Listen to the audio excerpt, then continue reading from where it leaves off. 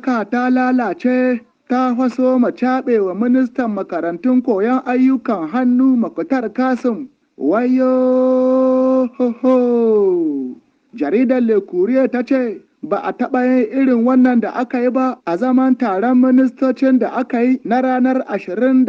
ga watan Abril 2022 cewa wai sama da mintoci 30 ne ake faɗin cewa shugaban ƙasa Bazum Muhammad ya kwashe a zaman taron ministocin ya yi ta gaggaya wa minista Muktar Kasim tarin maganganu akan irin waɗansu tarin halaye waɗanda Muktar Kasim ke takama da su ne. Aka ce shugaban ƙasa Bazum Muhammad ya yi ta heɗe mishi gaskiya. Jaridar ta ce yau kai minista Muktar Kasim wanda kana fama da tarin gurɓatattun dosiye musamman ma dosiye na mugun jagorancin ofishin da'irar birnin Maraɗi wanda ba a ma yi maka shari'a kan shi ba. Ta ce kuma ga maganar jagorancin da minista Muktar Kasim kin yayi na ofishin ministan wasannin motsa jiki. Jaridar ta ce cewa aka yi wai a zaman taron ministocin shugaban ƙasa Bazum Muhammad kace yayi da minista Muktar Kasim. Jarida ta ce kasan cewa aka yi wai da farko ma shi minista Muktar Kasim kin wai ya nemi wani uzuri wurin fara minista cewa ai yana neman yan gawara ba ya samun damar halarta zaman taron ministocin a yi mishi gawara. Ta ce wai domin ya samu ya dan huce akan maganar amincewa da aka yi da Ibrahim Yakuba a cikin mambobin gwamnati, magana wadda ta kai Ibrahim Yakuban ga samun mukamin minister d'Etat. Ta ce to biyo bayan haka ne aka ce wai shugaban ƙasa Bazum Muhammad ya ce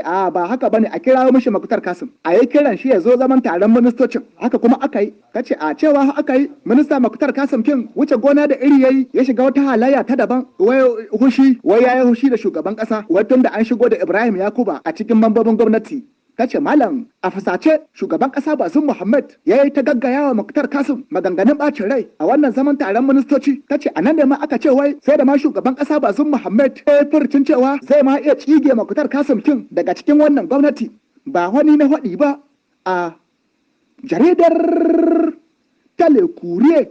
Yau ai ka gana haka a ziyarar aiki ta kwanaki biyu babban magatakardar Majalisar Ɗinkin Duniya Antonio Guterres wanda ya kawo ziyara a nan gida Nijar ya yi wata ganawa ta musamman tare da shugaban ƙasa Bazum Muhammad sun jagoranci wani taron manema labarai a wannan mako. Jaridar La Nation ta ce wata muhimmiyar ziyara ce babban magatakardar Majalisar Ɗinkin Duniya ya kawo a nan gida Nijar. Ta ce Antonio Guterres wanda ya tabbatar da cewa ƙasar Nijar ƙasa ce wadda ke cikin tafarkin demokaradiyya ingantacce, sannan ya ce a nahiyar Afirka sojojin ƙasar Nijar gwarzaye ne, mazajen daga ne a gurin yaƙi da 'yan ta'adda ba gudu ba ja da baya. Kwarai kau, ta ce a gurin wannan taron manema labarai kin Antonio Guterres ya ma sanar cewa ƙasar Nijar na iya bugun gaba da shi ga abin da ya shafi kai koken bukatun tallafi a gurin ƙasashen duniya da masu hannu da shuni. Ya ce a wannan ba ila shakka, ya ce shi zai wannan ƙoƙarin musamman ma ya ce ga abin da ya shafi samar wa ƙasar Nijar ƙarin tallafi na sayan kayan yakin tsaron ƙasar Nijar da na fannin ba da horo ga sojojinmu na gida. Antonio Guterres ya ce baya ga matsalolin tsaro waɗanda ke addabar al'umma a cikin yankin Sahel, to akwai tarin waɗansu matsalolin waɗanda su ma suke buƙatar samun ƙarin tallafin, musamman ma ya ce matsalar ƙarancin cimakar al'umma, yaƙi da talauci da na ɗumamar yanayi. Ayo malam kasan yayin da ƙasashen duniya a wannan lokacin suka yi karkata hankulansu akan halin da ƙasar Ukraine ke ciki, to manuwar Antonio Guterres a nan ita ce ta neman karkato da hankulan masu hannu da shunin da sauran ƙasashen duniya akan tarin buƙatu waɗanda ƙasashen yankin Sahel da na Sahara suke buƙata a wannan lokacin. Jaridar Le Monde d'Aujourd'hui ta ce yo ai kaga wani ma abin ƙarin shinshinar zuwa ga shugaban ƙasa Bazum Muhammad akan wannan ziyara ta babban magatakardar Majalisar Ɗinkin Duniya a Nijar shine na aika saƙon gayyatar madugun 'yan adawa Tahiru Saidu a gurin shan kalacin liyafa wadda aka shirya wa babban magatakardar Majalisar Ɗinkin Duniya. Jarida ta ce yamala a wannan ranar duk wani ɗan kishin demokaradiyya a nan gida Nijar ya yi farin cikin ganin madugun 'yan adawa Tahiru Saidu cewa da shugaban jam'iyyar Model Lumana Afirka zaune a saman teburin shan kalaci ga shugaban ƙasa Bazum Muhammad tare da manyan bakin da suka zo a nan gida Nijar ta ce malam wannan wata babbar alama ce wadda ke nuna cewa shugaban ƙasa Bazoum Mohammed ya saka kyakkyawar anniya a gabansa, kyakkyawar anniyar kyautata tahiyar tafarkin demokaradiyya a nan gida Nijar. Jaridar La Rue de l'Histoire ta ce, ayo ai kaga babban magatakardar Majalisar Ɗinkin Duniya ya naɗa tsohon shugaban ƙasar Nijar Muhammadu Isu a matsayin jagoran tawagar manyan ma'aikata waɗanda za su kulawa da tsarin tattalin tsaro da na ƙarfafa matakan ci gaban yankin Sahel.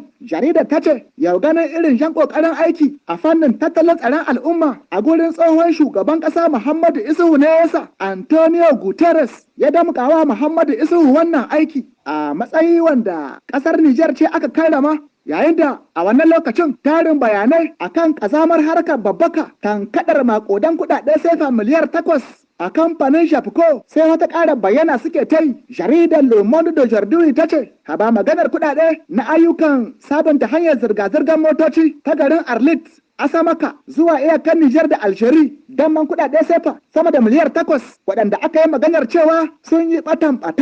a ta ce malam irin tarin waɗannan kuɗaɗen akwai wuya a ce wani mutum guda ne ko wani ya tattake kuɗin wani shi kaɗai ne ya tattake su ba tare da ban hannun waɗansu manyan ma'aikatan ƙasa ba. A ta ce akwai wuya a ce mutum guda ko wani ɗan gungu a ta ce a dai bincika jiya da aka yi za a samun ƙarin waɗansu manyan ma'aikatan ƙasa a cikin wannan sha'anin a dai lalabo a tiba a gani. Ta ce yau da tarin ma'aikatan kamfanin Shafkokin da waɗansu ma'aikatan na bankin Sony Bank da na ofishin ministan fasali ta ce waɗannan sai dai ko a ce an haɗa kai da su aka yi wannan facaka. Ta ce ba wai ana maganar miliyan 8 ba, a'a maganar sefa miliyar 8 ake fa, miliyar 8 miliyan 8,000 ake zancen cewa sun ɓace. Ta ce yau ta yaya ne ma aka yi aka ba da waɗannan kuɗaɗen ta hanyar takardun jabu. Ta ce ai da ya kamata a ce a yi binciken da ya dace a yi kamun ita bankin ta ba da waɗannan maƙudan kuɗaɗen. Ta ce malam ƙasar Nijar ta yi nata ƙoƙari ta nemo tallafin nan a gurin masu hannu da shuni sun bada na a yi wannan aikin gyaran hanya a sabunta ta domin a samu sauƙin zirga-zirga ta motoci. Ana kuka yau hanyoyin sun lalace, gwamnati ya yi ƙoƙari an samo tallafi ga masu hannu da shuni kuma a ce ƙiri-ƙiri malam ba kunya ba tsoron Allah waɗansu ƙadangarin bariki su biyo baya